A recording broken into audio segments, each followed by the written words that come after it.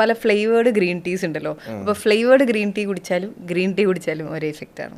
Flavoured green tea എന്ത് വെച്ചാൽ flavour ചെയ്യുന്നുള്ളത് നമുക്ക് അറിയത്തില്ല. എപ്പോഴും ഗ്രീൻ ടീ അതിന് നാച്ചുറലായിട്ട് കഴിക്കുന്നുണ്ട്. കാരണം എന്ത് ഫുഡിനെ നമ്മൾ ആൾട്ടർ ചെയ്യാൻ ശ്രമിച്ചോ അതിന്റെ ക്വാളിറ്റി കുറയും. നമ്മളിപ്പം ഈ പാലിയോ ഡയറ്റ് എന്നൊക്കെ പറയും. പാലിയോ ഡയറ്റ് എന്നൊക്കെ വെച്ചാൽ ബേസിക് ഹെൽത്തിന് ഭയങ്കര ഹെൽപ്ഫുള്ളാണ്. പക്ഷെ അവരുടെ അതിന്റെ ഒരു ബേസിക് കൺസെപ്റ്റ് എന്ന് പറഞ്ഞാൽ മാക്സിമം ഫുഡിനെ ആൾട്ടർ ചെയ്യാതെ ഉപയോഗിക്കുന്നത്. അപ്പം green leafy vegetables, fresh fruits, പിന്നെ ഫുഡിനെ അധികം പ്രോസസ്സ് ചെയ്യത്തില്ല, ഫുഡിനെ അധികം കുക്ക് ചെയ്യത്തില്ല. ആ രീതിയിൽ എന്ന് വെച്ചാൽ ബേസിക്കലി അതിന്റെ എങ്ങനെയാണ് നാച്ചുറൽ ലഭിക്കുന്നത് അങ്ങനെ കഴിക്കുക എന്നുള്ളതാണ്. അതാണ് ബേസിക്കലി ഏറ്റവും നല്ലത്. അതിന്റെ റഫേജ് കണ്ടന്റ് ഒക്കെ ഭയങ്കര ഹൈ ആയിരിക്കും. ഫോർ എക്സാമ്പിൾ, മറ്റൊരു എക്സാമ്പിൾ വെച്ച് കഴിഞ്ഞാൽ നമുക്ക് ബീട്രൂട്ട്.